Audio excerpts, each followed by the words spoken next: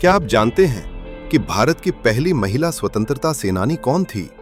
अगर आप रानी लक्ष्मीबाई का नाम सोच रहे हैं तो आप गलत हैं।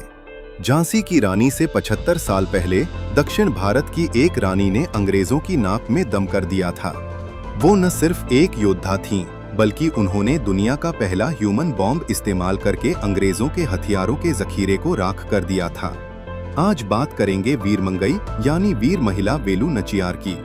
1730 में जन्मी वेलु नचियार रामनाथपुरम की राजकुमारी थीं। उनके पिता ने उन्हें बेटों की तरह पाला।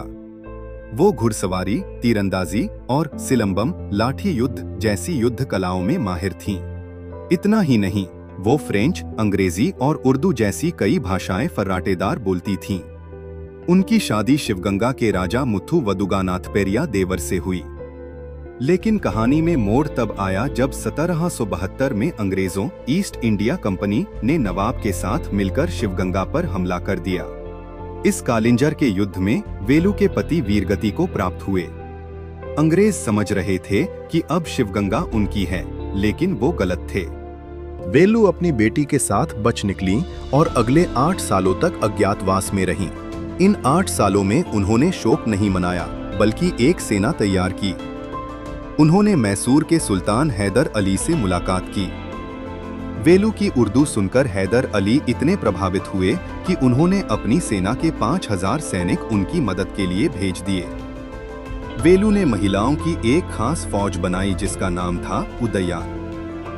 1780 में वेलु ने शिवगंगा पर दोबारा कब्जा करने के लिए हमला किया, लेकिन अंग्रेजों के पास आधुनिक हथियार थे।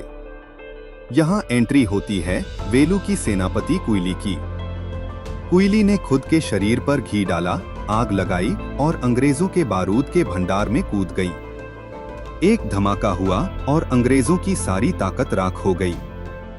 यह इतिहास का पहला दर्ज सुसाइड अटैक था। मैदान साफ था। वेलु नचियार ने अपनी तलवार के दम पर अंग्रेजों को खदेड़ दिया और शिवगंगा की गद्दी वापस हासिल की।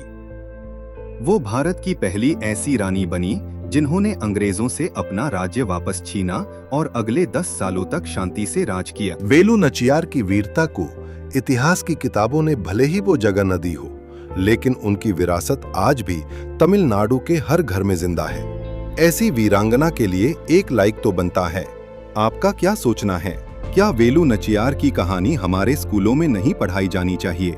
कमेंट्स में बताएं और इस वीडियो को शेयर करके भारत की इस शेरनी की कहानी घर घर तक पहुंचाएं। जय हिंद।